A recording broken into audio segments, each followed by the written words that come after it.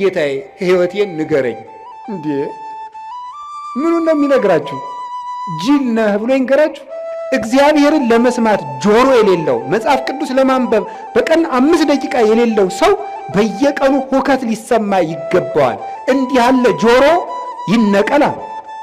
እግሮቻችሁ የት ነው የሚሄዱት? የሚፈጥኑላችሁ ወዴት ስትሄዱ ነው? ቤተክርስቲያን ሲሏችሁ አያደርሳችሁም። እንዲሁ አይደረስ እኮ ነው። እስኪ ለምሳሌ ልብ እስቲ ቆይ ትንሽ አረፍ ልበል ብትል የሆነ ጊዜ ላይ እኮ ነው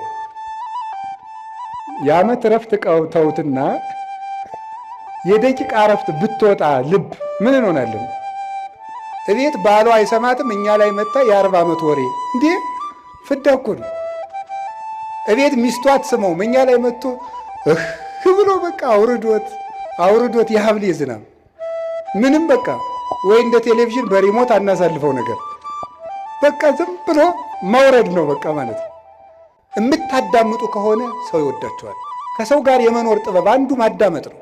እንደውም ልንገራችሁ፣ ሰዎች የት ይገኛሉ ብላችሁ ብትጠይቁ እኔ ልንገራችሁ የት እንደሚገኙ። አንደኛ የሚበሉበት ቦታ ነው የሚገኙት። ሁለተኛ የሚሰሙበት ቦታ ነው የሚገኙት። ሶስተኛ የሚወደዱበት ቦታ ነው የሚሄዱት። አራተኛ የሚከበሩበት ቦታ ነው የሚኖሩት።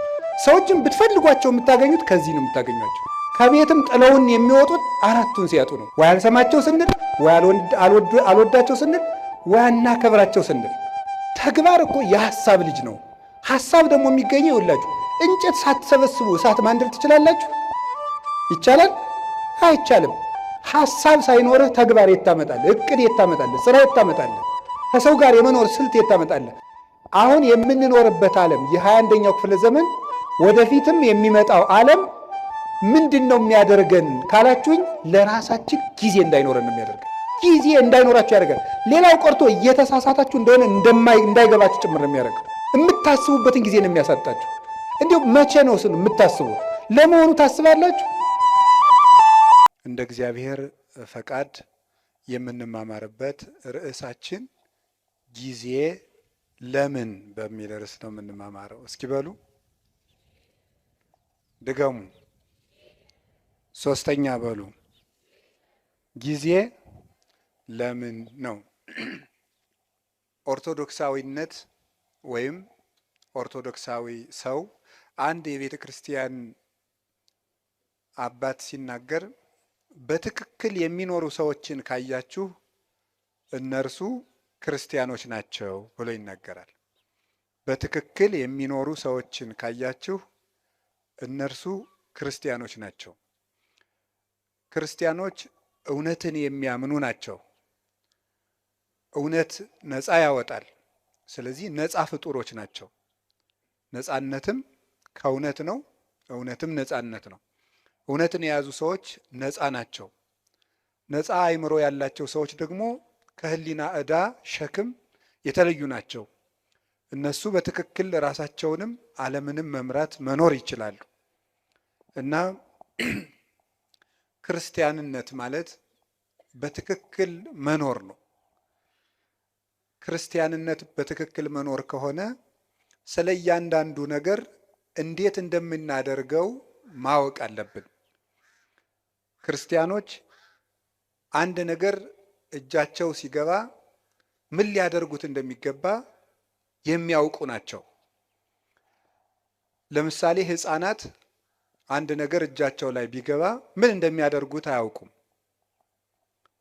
በብዙ ልፋት የተገኘ ተቆፍሮ የተገኘ ወርቅ ወይም ዕንቁ ወስዳችሁ እጃቸው ላይ ብታስቀምጡ ወይ ይጫወቱበታል፣ ወይ ይወረውሩታል፣ ወይም ደግሞ ጭቃ ውስጥ ሊጥሉት ይችላሉ። ስለዚህ እንደዚያ እንዳይሆን የበሰለ ሰው ምልክቱ እጁ ላይ ያለውን ነገር ምን እንደሚያደርገው ማወቅ ነው። የተናቀውን አያከብርም፣ የከበረውንም አይንቅም ማለት ነው። መልካሙን ክፉ አይልም፣ ክፉውን መልካም አይልም። ነቢዩ ኢሳይያስ እንደነገረን አሌ ሎሙ ለለ ይብልዎ ለእኩይ ሰናየ ወለሰናይኒ እኩየ። መልካሙን ክፉ ክፉውን መልካም ለሚሉ ሰዎች ወዮላቸው ይላል። መልካሙን ክፉ ክፉውን መልካም ለሚሉ ወይም የተዋረደውን የሚያከብሩ የተከበረውን የሚያዋርዱ። ያው ሰው ሕሊናው ሲንሸዋረር አጥርቶ ማየት ሳይቻለው ሲቀር የከበረው ነገር ዝቅ ብሎ ይታየዋል፣ ዝቅ ያለው ነገር ደግሞ ትልቅ ሆኖ ይታየዋል። ስለዚህ የታነቀውን እያደነቀ ድንቅ የሆነውን ደግሞ እየናቀ ከሱም እየራቀ ይቀጥላል እና ክርስቲያኖች ለሁሉም ነገር ቁመናም እውነትም ምልከታም ሊኖረን ይገባል። አንዱ ልናውቀው ስትኖሩ ሰውነት ለኔ ምንድን ነው ማለት አለብን። ዓለም ለኔ ምንድን ናት? ለምሳሌ ለሌሎች ሰዎች ዓለም መጨረሻቸው ናት። ዓለም መጨረሻዬ ነው ብሎ ያሰበ ሰው ሁሉንም ነገር በዚህ ዓለም ኑሬ ልፍጀው የሰማዩን ማናየ ይላል። ዓለም ለኛ መሻገሪያችን ናት ብሎ ያሰበ ሰው ደግሞ ዓለምን ተጠቅሞባት ይሄዳል። ገንዘብ ለኔ ምንድን ነው ማለት አለብን። ሰው ለኔ ምንድን ነው? መቼ ሰው እንስሳ ነው ብሎ ያሰበ ሰው ለሰው ክብር ይኖረዋል ብለን ማሰብ አንችልም። እንደዚህ ያለ ሰው ደግሞ ሰው እንስሳ ነው ብሎ መነሻ ያደረገ ሰው የሰው መወለድም አይደንቀውም፣ መሞትም አይደንቀውም። ሞተ ሲባልም እንደ ቀላል ነገር ዕቃ እንደተሰበረ ያልፈዋል ማለት ነው እና ነገሮችን የምንወድቅባቸውም የምንሻገርባቸውም ምክንያት ለነገሮቹ ካለን አተያይ የሚመነጭ ነው እና ትምህርት የሚያስፈልገው ኦርቶዶክሳዊ እይታ እንዲኖረን ነው፣ የጠራ ዓይን እንዲኖረን ነው። ዛሬ በዚህ ርዕስ በዚህ ቦታ እንድንማማር የፈለግኩት ጊዜ ለኦርቶዶክሳውያን ምንድን ነው የሚለውን ነው። ለኦርቶዶክሳውያን ለእኛ ለክርስቲያኖች ጊዜ ምንድን ነው ነው ጊዜ እንዴት ነው? እግዚአብሔር በምድር ላይ ከሰጠን በጣም ትልቁ ስጦታ ጊዜ ነው። እግዚአብሔር የሰጠን ማንም ሊሰጠን የማይችለው እግዚአብሔር የሰጠን እድል ጊዜ ነው። እንደው ይገርማችኋል፣ ግን ሰው ይሄንን ትኩረት ሰጥቶት አያውቅም። ሀብት የማይመስሉ ብዙ ነገሮች አሉ የማናስተውላቸው። ለምሳሌ እንደው የገጠሩ ሰውም ይተርታል። ጤና ሀብት አይመስልም ይላል፣ ውሃ ገንዘብ አይመስልም ይላል። የጤና ሀብትነት ለሰው አይረዳውም። ብዙ ጊዜ የውሃ ሀብትነት አይረዳውም። የአየር የኦክስጅን ሀብትነት አንረዳውም። ኦክስጅንን ሰዎች የሚያዙበት ቢሆን ኑሮ ለስንት ቀን መቆየት እንደምትችሉ አስባችኋል? ኦክስጅን በሆኑ ሰዎች እጅ ቢሆን ኖሮ ሁላችን ገለውን አናድርም ብላችሁ ነው? እነዚያ ሰዎች እነገሌ ናቸው እንዳትሉ ወስዳችሁ አታነካኩኝ። እኔ ያልኩኝ በሰዎች እጅ ቢሆን ኖሮ ነው ያልኩት። በሰው እጅ ቢሆን ኖሮ አየር ስንት ቀን ነው የምንሰነብተው? ዛሬን ራሱ ማደር እንችላለን? አንችልም። የውጩን ይቅርና በዚህ ያለውን በህዋ ላይ የተለቀቀውን ኦክስጅን ይቅርና ያንተን አየር እንዳታስወጣ ብንባልስ? አይቻልም ብንባል እናድራለን? የራሳችን አየር እንዳይወጣ ብንከለከል መኖር እንችላለን? አንችልም። የአካል ክፍሎቻችንን ስጦታነት አስተውለን አናውቅም። እግዚአብሔር የሰጠንን ነገር ሰዎች ሊያደርጉልን የማይችሉ እንዲሁ እግዚአብሔር ምን አደረገልኝ እንላለን እንጂ እግዚአብሔር አንድ ቀን ጣፊያን ራሱ ስራ እንድታቆም ቢያደርጋት መኖር እንችላለን? እንችላለን? በሰውነታችን ያለውን የጨው መጠን ማን ሊያጣራው ይችላል? ስለዚህ እንሞታለን ማለት ነው። ፊኛ ስራ ብታቆም መኖር ይቻላል? ይቻላል? እስኪ ንገሩኝ። ሌላ የባሰ ነገር ሰው የሚጸዳዳበት የአካል ክፍል ቢዘጋ መኖር ትችላላችሁ? ይቻላል? አይቻልም። እግዚአብሔር የሰጠን የአካል ስጦታ ማንኛውም ሰው የከበረ ሰው እንኳን ከብሮ የሚውለው እኮ መጸዳዳት ስለቻለ የከበረ ሰው እንኳን ቢሆን እና እግዚአብሔር እንዴት አድርጎ ስጦታ እንደሰጠን ማስተዋል አለበት። ደስ እንዲላችሁ ከፈለጓችሁ እጃችሁ ላይ ያለውን እግዚአብሔር የሰጣችሁን ጸጋ ማስተዋል ነው። የሌለንን እየቆጠርን ከምናዝን ያለንን እያየን መደሰት ነው። ደስታ ከውጭ አይመጣም፣ ከህሊናችን ነው የሚመጣው። አንዱ የምናባክነው በጣም እያባከን ነው ያልነው ነገር አካላችን፣ አይምሯችን። እሱም በሌላ ጊዜ ትማሩታላችሁ። እንዴት አድርገን እግዚአብሔር የሰጠንን አካል እያባከን ነው እንደሆነ ትማሩታላችሁ። እኔ ግን ዛሬ መናገር የፈለግኩት ስለ ጊዜ ነው። እግዚአብሔር ጊዜ ሰጥቶናል። ጊዜ በእግዚአብሔር ዘንድ ምንድን ነው? ጊዜ ፍጡር ነው፣ እንደምታውቁት መለኪያ ነው። እግዚአብሔር ያለ ጊዜ ነው የኖረው። ዘመን ሳይፈጠር እግዚአብሔር ነበረ። ጊዜ ፍጡር ነው። በቤተ ክርስቲያን አስተምሮ የመጀመሪያ ሰዓት ትባላለች። ቁጥር የተጀመረው መጋቢት 29 ቀን ነው። መጋቢት 29 እና መጋቢት 30 ሚያዝያ 1 በሊቃውንት አነጋገር ዕለተ ጠቢባን ይባላሉ። ጠቢባን ሥላሴ አንድ ሳይሉ 29 ብለው ስለጀመሩ ነው። እንዲህ ያለው ነገር ለማያምን ሰው አይረዳም። ቅዱስ ጳውሎስ አንደኛ ቆሮንቶስ ምዕራፍ 2 ላይ ሲናገር መንፈሳዊ ነገር ለስጋዊ ሰው ሞኝነት ይመስለዋል ይላል። በስጋዊ ዓይን አይመረመርምና ለብእሲሰ መንፈሳዊ ኩሉ ይተሐሰሶ፣ መንፈሳዊ ሰው ግን ሁሉን ይመረምራል። ወሎቱስ አልቦ ዘይተሐሰሶ፣ እርሱም ግን የሚመረምረው የለም ይላል። እና ስጋዊ ነገር ያለው ሰው 21 ሳይባል 29 የማይመስል ነገር ነው ይላል። ሃይማኖት ምንጊዜም ለስጋ የማይመስል ነገር ነው። የምናወጋው የመንፈስ ነገር ስለሆነ የመንፈስ ነገር በስጋ ነገር ሊለካ አይቻልም። መቼስ አሁን ነፋስን በሜትር አንለካውም። ለሁሉም ነገር መለኪያ አለው። ውሃን በኪሎ ሜትር አንለካውም። የራሱ መለኪያ አለው። ለራሱ ነገር ለሁሉም ነገር መለኪያ አለው። ከፍታም መለኪያ አለው፣ ዝቅታም መለኪያ አለው፣ ረቂቅ ነገር መለኪያ አለው፣ ፈሳሽ ነገር መለኪያ አለው፣ ጠጣርም መለኪያ አለው። እንዲሁ መንፈሳዊ ነገርም የራሱ መለኪያ አለው። ውሃውን በሜትር ጤፉን ደግሞ በሊትር መቼስ ልለካው አይባልም። መለኪያ አለው። የነፍስም ነገር የራሱ መለኪያ የራሱ ዩኒት ስታንዳርድ አለው። የነፍስን ነገር የምንረዳው እግዚአብሔርን በመፍራት ነው። እግዚአብሔር ጊዜን ሳይፈጥር ነበረ፣ ጊዜን ፈጠረ። የመጀመሪያዋ ሰዓት መጋቢት 29 ቀን ፈጠረ። ጊዜ በጊዜ ምን እንደተደረገ አስተውሉ። በጊዜ ከተደረጉ ነገሮች አንዱ እግዚአብሔር በጊዜ ይሄንን ዓለም ፈጥሮታል።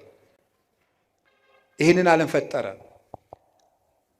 7 ዕለታትን ፈጠረና አቆመ።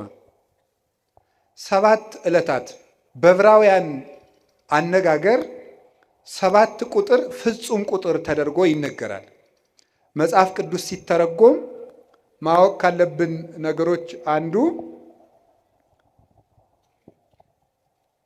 የመጽሐፍ ቅዱስን መነሻ ባህል ነው ማወቅ የሚገባል።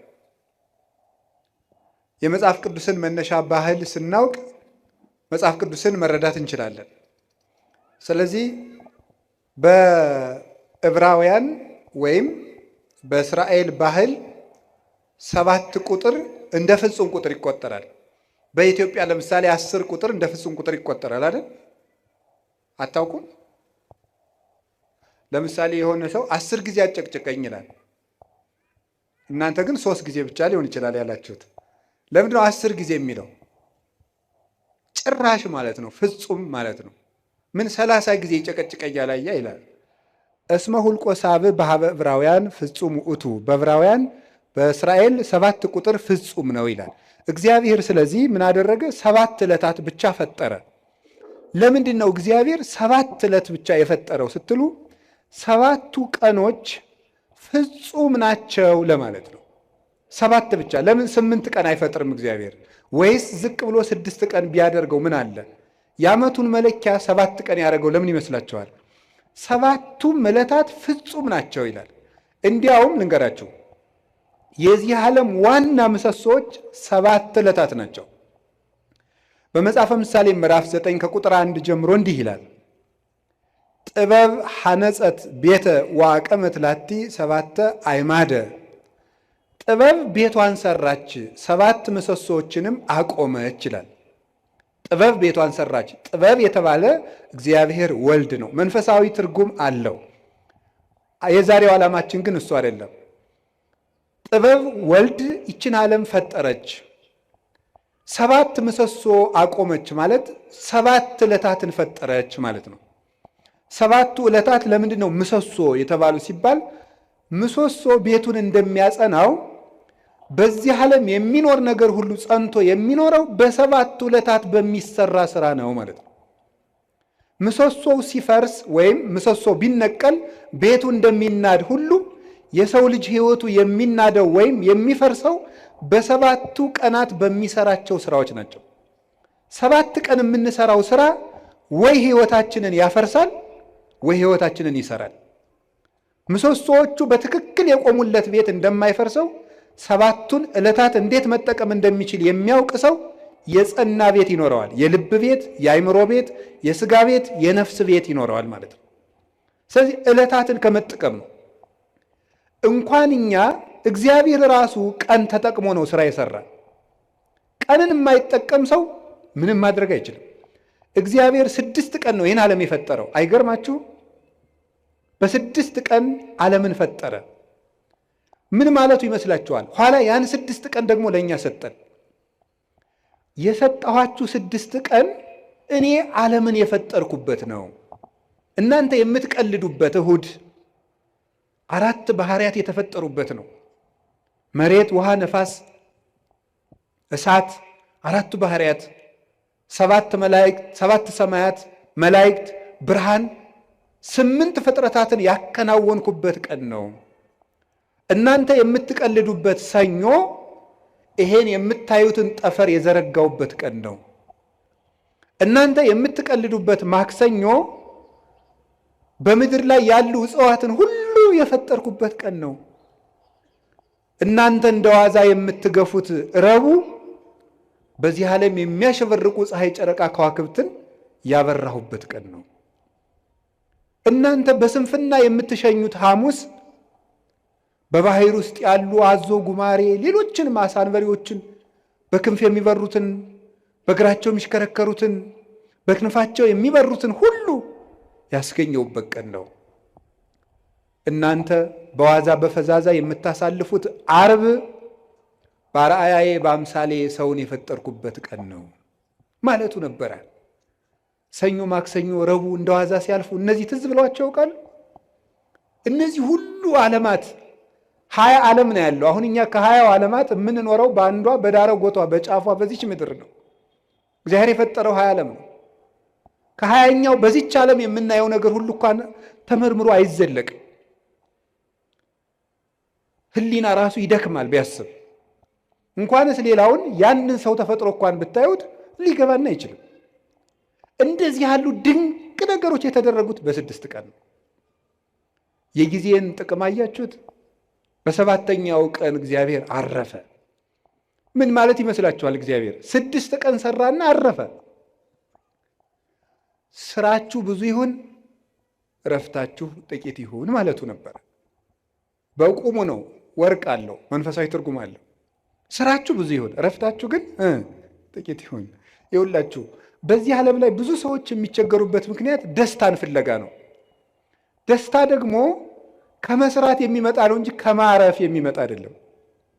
ሐዘን ከየት ይወለዳል ካላችሁኝ ከረፍት ብዛት ነው። የኃጢአት ምንጮች የሚባሉት መብል፣ መጠጥ፣ የረፍት ብዛት፣ እንቅልፍ ናቸው።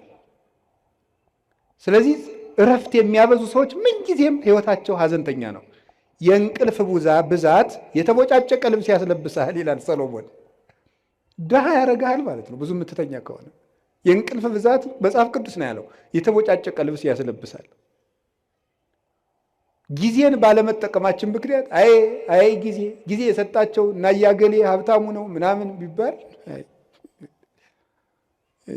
የድንቁርና ጉዳይ ነው። በጊዜ ያለመጠቀማችን እንዴት እንደሚጎዳን ተመልከቱ።